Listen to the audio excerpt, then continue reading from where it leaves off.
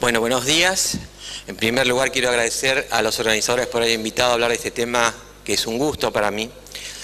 Y ante todo quería hacer un pequeño homenaje a la doctora Patricia Murtag, quien sin duda fue la pionera en los trabajos de estudio de investigación de infección severa por adenovirus. Ella marcó un camino que muchos de nosotros seguimos y por eso vamos a estar siempre agradecidos, no solo nosotros, sino los pacientes que se beneficiaron con sus estudios.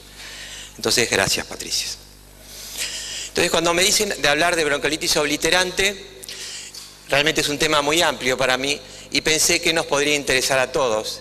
Y tuve en cuenta dos aspectos. Por un lado, el desarrollo de la enfermedad y cómo podríamos evitarla. Y por el otro lado, el pronóstico a largo plazo de estos pacientes. Cuando hablamos de bronquiolitis obliterantes, entonces nos referimos al camino final común que se produce en el parénquima pulmonar secundario a diferentes injurias, que lleva finalmente a la obliteración de los pequeños bronquíolos. Y esta injuria inicial puede ser una injuria post-trasplante, ya sea de médula ósea o post-trasplante pulmonar, o un grupo de misceláneas como enfermedades del colágeno, drogas o inhalación de tóxicos, o más frecuentemente vemos en nuestro medio las infecciones, como pueden ser por adenovirus, por micoplasmas, o Bordetella pertussis, sarampión, influenza o parainfluenza. Entonces nos vamos a valer para hablar de esto, de un caso clínico y diferentes estudios de investigación. En este caso le presento a Emiliano, que tuvo una historia clínica típica, que al año de vida presentó una bronquitis severa, fue a terapia intensiva, requirió asistencia ventilatoria mecánica por 18 días y luego quedó con oxígeno suplementario por 5 años. No logramos identificar adenovirus, pero la tomografía de alta resolución presentó un patrón típico en mosaico, es decir, tuvo un score predictivo altamente sugestivo de la enfermedad y la espirometría mostró una obstrucción severa y fija de la vía aérea. Como este chico tuvo una evolución no típica, decidimos realizar una biopsia pulmonar. Recordemos, este es el parénquima pulmonar sano con finos tabiques interalveolares y esta es la imagen de nuestro paciente Emiliano con gran atrapamiento aéreo, destrucción de los tabiques interalveolares y dilatación bronquial con mucostasis en el interior, acá una imagen ampliada del mismo. Y en estas zonas donde vemos una arteriola y lo que fue un bronquiolo, vemos gran cantidad de tejido inflamatorio, fibras de colágeno, fibrosis, que obstruyen, estrechan y destruyen los pequeños bronquiolos. Así lo que queda de la pared muscular de estos bronquiolos. Por lo tanto, en este chiquito tenía una bronquiolitis de tipo constrictiva por fibrosis peribronquiolar con diferentes grados de estrechamiento de la misma y destrucción de ella, a diferencia de la proliferativa, que son verdaderas masas polipoides que obstruyen la luz desde el lumen de la misma. ¿Y cómo se produce el daño en estos pacientes? En primer lugar, se produce la infección severa con destrucción del epitelio, reacción inflamatoria, en la mitad de los chicos restituye ad integrum, pero aproximadamente el 40%, según los trabajos de Murtag. Sigue la inflamación en forma descontrolada, con depósito de fibras de colágeno y fibrosis, como vimos recién en la anatomía patológica. Y este fenómeno inflamatorio fue extensamente descrito en la bronquiolitis obliterante post-trasplante, como post-trasplante de médula ósea, como post-trasplante de pulmón, pero no es tan conocida en los que pasan nuestros pacientes con una BO post-infecciosa. Entonces, ¿qué sabemos de nuestros pacientes de este fenómeno inflamatorio? En los primeros trabajos ya realizados por la doctora Cajón en nuestro servicio, ella la administraba en los ratones adenovirus 3 y 7 intranasal, y luego observaba que si bien no había replicación viral, este fenómeno inflamatorio era extenso y era el que producía el daño pulmonar. Luego los trabajos de Michenko en sangre periférica demuestran inmunos complejos circulantes, interleuquina 6, 8, factor de necrosis tumoral alfa aumentados y fundamentalmente el aumento de los linfocitos tipo CD8. Trabajos posteriores, como este trabajo publicado en el CHEST de 2007, en 12 pacientes con bronquiolitis obliterante post-sarampión, nos muestran en el lavado bronquialveolar que el total de células estaba aumentado a predominio de neutrófilos y también aumento de la población linfocitaria CD8.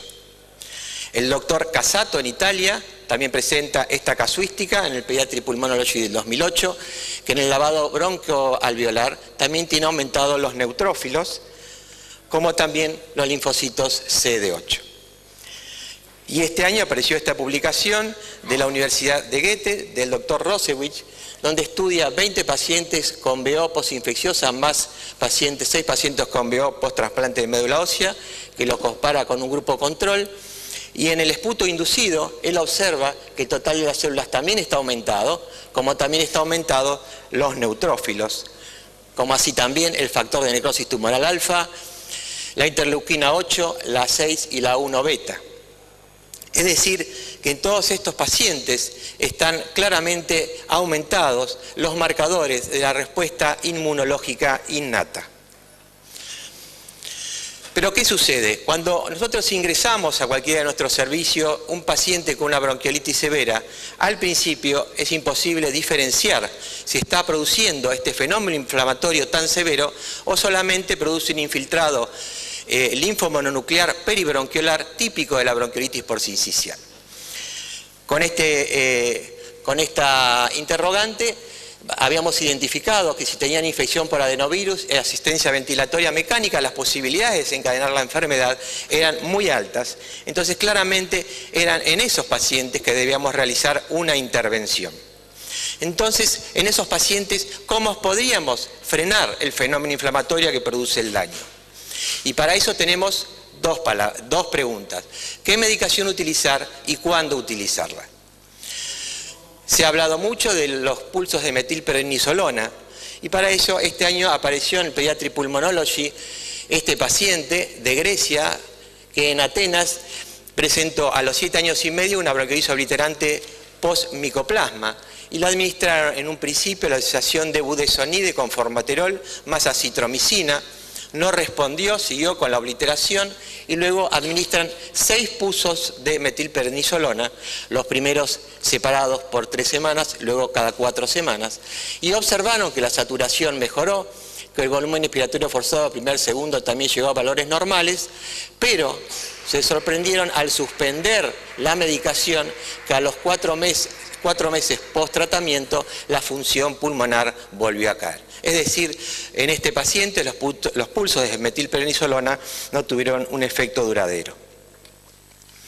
Luego tenemos esta publicación del grupo de San Pablo, donde presentan a 40 pacientes en forma retrospectiva que habían administrado diferente número de pulsos de solumedrol, desde 2 a más de 20 pulsos, y ellos lo siguieron durante varios años, donde vieron que el número de episodios de sibilancias, como el número de internaciones, fueron disminuyendo progresiva y significativamente, como la saturación aumentó también en forma significativa. Pero esto es un estudio retrospectivo, sin grupo control, y mismos los autores nos dicen en la discusión que de esto la única inferencia que se puede hacer es una descripción de los pacientes, pero no tener en cuenta que el tratamiento con los pulsos tuvieron algún efecto en ellos. En nuestro servicio le administramos el tratamiento a 6 pacientes con diferente número de pulsos y en ninguno de ellos obtuvimos una respuesta significativa. Otra medicación también muy utilizada son los macrólidos por su efecto tanto en la liberación de citoquinas y quimoquinas, en la expresión de moléculas de adhesión sobre los polimorfos nucleares y sobre las células T. Y este año apareció esta publicación de un grupo de China de 16 pacientes. De los 16 pacientes le administraron la medicación, acitromicina con prednisona, y observaron que en 10 de los 16 habían mejorado, pero el resto no. Por lo tanto, no pudieron concluir que fuera beneficioso el tratamiento. Y el grupo encabezado por el doctor Castaños presentó hace unos años en un congreso este trabajo caso control donde administraban placebo o acitromicina a 12 pacientes con BO y no encontraron diferencias significativas salvo un pequeño incremento en la capacidad vital forzada de los pacientes. También hay otras medicaciones que no fueron probadas en bronquiolitis obliterante postinfecciosas, como el antifactor de necrosis tumoral alfa, que es el infliximab. En este caso, el doctor Lelanfan, en una pacientita post-trasplante de médula ósea de 7 años y medio, le administró la medicación y aumentó la función pulmonar en forma significativa. Pero como les decía, no hay tratamientos realizados en BO postinfecciosa y esto es claramente que estos pacientes nuestros postinfecciosos están en terapia intensiva con gran cantidad de antibióticos y sería impracticable administrar esta medicación. En otras palabras, aún no está dicho la última palabra sobre el tratamiento para prevenir el daño pulmonar y bloquear el fenómeno inflamatorio. La segunda pregunta es, ¿cuándo se debería utilizar una de estas medicaciones? Este trabajo fue publicado este año en el British Journal of Radiology de un grupo este grupo era de Alemania, que nos muestra pacientes que habían evolucionado como respondedores a metilprednisolona y no respondedores, de acuerdo si la tomografía computada de alta resolución habían disminuido o no las imágenes de atrapamiento aéreo. Y los únicos factores predictores de los que iban a responder a la metilprednisolona fueron el engrosamiento de la pared pleural y si había pasado poco tiempo entre el inicio de la enfermedad y el tratamiento. Acá vemos unas imágenes que ellos publican del engrosamiento de las paredes bronquiales que predecían que iban a tener una buena evolución. Y quizás lo más sencillo para evaluar cuándo habría que aplicar esta medicación es remitirnos a la inhalación de gases tóxicos que pueden desencadenar la enfermedad. En estos casos sabemos qué día, a qué hora se produjo la exposición, la injuria de la vía aérea. Y sabemos que según el grado de exposición vamos a tener síntomas leves o síntomas severos. Pero que si desencadena la enfermedad no depende del grado de exposición, sino seguramente depende del paciente y en todos los casos se produce en forma muy precoz la enfermedad entre 2 a 8 semanas luego de la exposición. Es decir, habría que hacer un tratamiento antiinflamatorio en forma muy precoz. Lo que más impresiona que tendría un futuro son los pulsos de metilprednisolona, pero hoy por hoy no hay ningún tratamiento que tenga un aval científico para su utilización. Ahora bien, los pacientes desencadenan esta enfermedad y ¿qué podemos esperar a largo plazo a medida que estos pacientes fueron creciendo? Sabemos que en los últimos años, o no tanto los últimos, hace más de 20 años, tenemos pacientes con esta enfermedad, que en algunos años tuvimos más pacientes, como en el 93, 94, el 98, por infección severa por adenovirus. Y desde entonces hasta ahora los pacientes crecieron, algunos de ellos ya tienen más de 20 años, y durante todos estos años los fuimos siguiendo. Eso nos permitió informar esta casuística este año en una revista de tórax, donde presentamos 46 pacientes que lo habíamos seguido entre los 6 y los 20 años y realizaron casi 200 espirometrías y más de 40 pletismografías. El estudio de función pulmonar basal nos mostró una incapacidad ventilatoria obstructiva severa con gran atrapamiento aéreo, un volumen residual del 300% y que no tuvieron respuesta a broncodilatadores.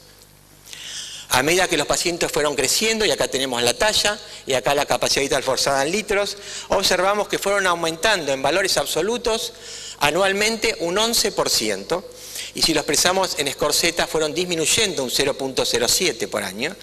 El BEF aumentó en forma absoluta un 9% por año, y disminuyó en score Z 0.09 por año.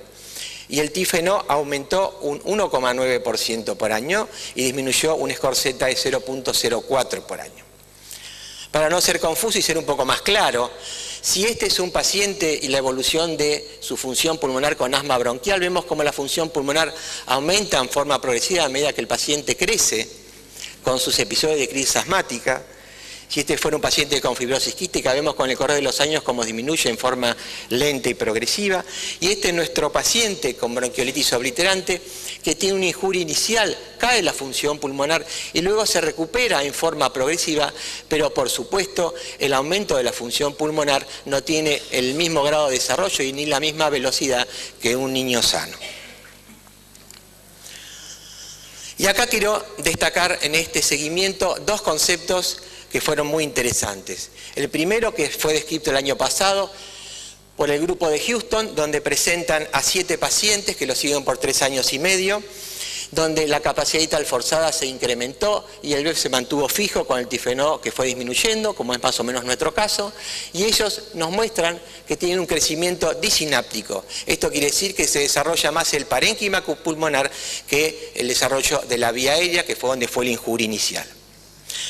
Y esto se debería confirmar el desarrollo más del parénquima pulmonar que la vía aérea por métodos antropométricos. Los métodos antropométricos, el gold standard, es la anatomía patológica, cosa que sería muy difícil realizarlo en estos pacientes. Otro método para estudiar esto es la resonancia magnética con helio-3, que el helio-3 es algo más liviano que el helio habitual, y esto nos permite sacar un coeficiente que se llama coeficiente de difusión, que es directamente proporcional a el tamaño y el número de alvéolos. Y este primer trabajo de este grupo de Suiza, publicado en 2012 en el Blue Journal, nos permitió ver cómo la alveolización se incrementaba en los niños sanos también durante la infancia y durante la adolescencia, cosas que antes se creía que esto terminaba entre los 2 y 3 años de vida. Publicaron un segundo trabajo en el año 2013 con la misma metodología, donde estudian 119 pacientes. Un grupo de ellos eran pacientes que habían sido de término, otro grupo que había sido prematuros extremos y otro grupo con una displasia broncopulmonar, y observan que este coeficiente de difusión, es decir, el número de alvéolos de todos estos chicos y su tamaño eran similares. Es decir, que la teoría que lo explicaría sería que tienen un catch-up en la alveolización. Es decir, que a pesar que la función pulmonar en los flujos expiratorios está disminuido en los pacientes con displasia, el grado de difusión medido por este método sería similar en estos chicos. Y estos dos conceptos del catch-up de alveolización y del crecimiento disináptico es lo que seguramente le permitió a nuestros pacientes con bronquiolitis obliterante posinfecciosa dejar el oxígeno a una mediana de 5 meses, y es excepcional que utilicen oxígeno suplementario a los 5 años de vida. También los estudiamos cuando tenían 12 años de vida en un estudio de corte transversal.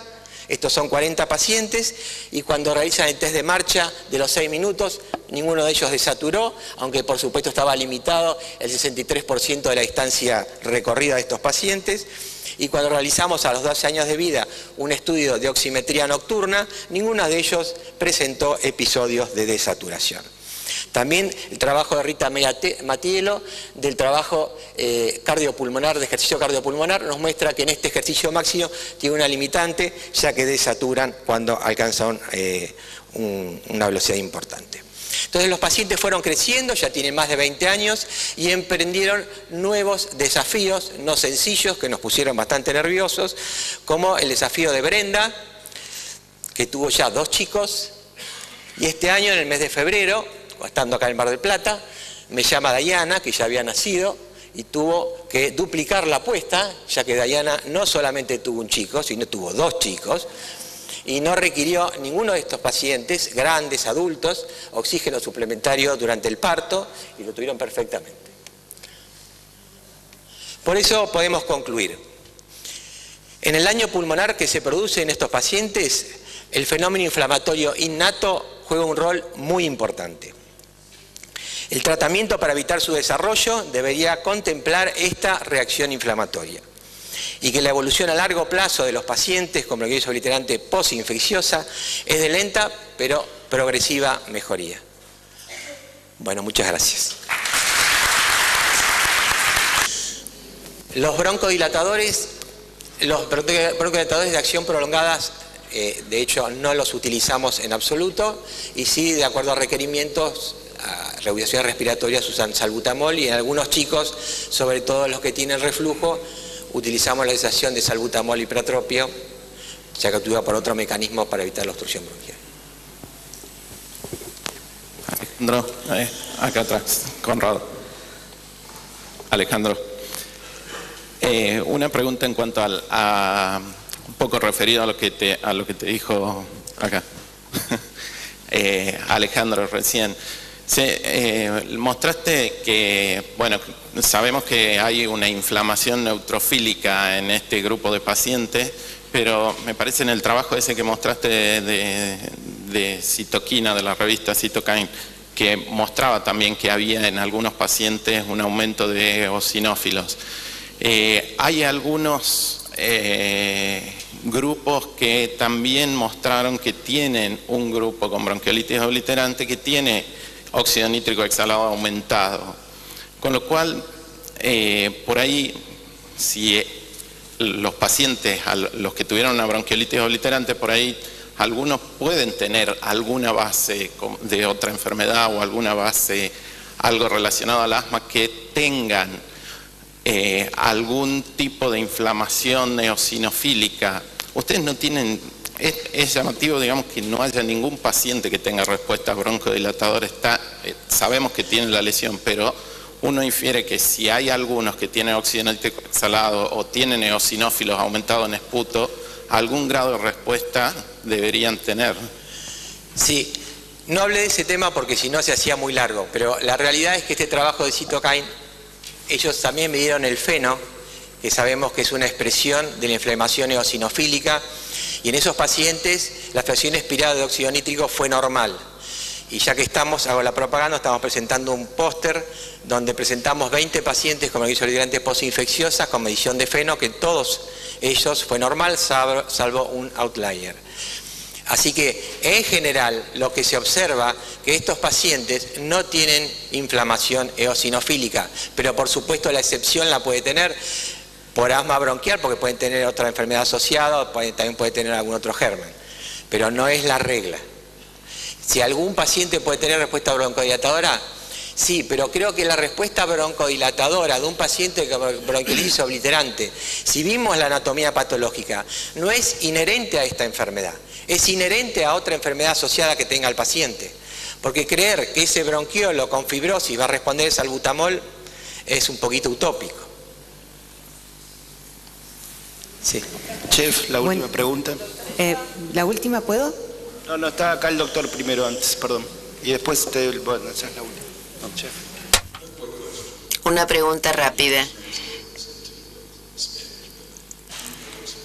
¿Tienen experiencia usando IVIG, inmunoglobulina endovenoso, en pacientes con esta enfermedad, bronquiolitis obliterante? ¿Me escuchó? ¿Me escuchó, doctor? ¿Se escucha? Si tienen experiencia con inmunoglobulina endovenoso en pacientes con este cuadro.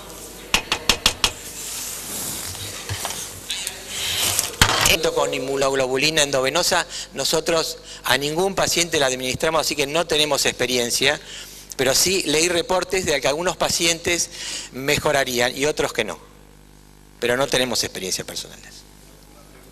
¿Quién era que estaba por el fondo? Buen día, Alejandro. Yo quería preguntarte esto. De la exposición que diste, que estuvo buenísima, se notaba que había distintos agentes de acuerdo a las edades. Por ejemplo, la patología viral en los lactantes, en los niños pequeños, y micoplasma en los más grandes.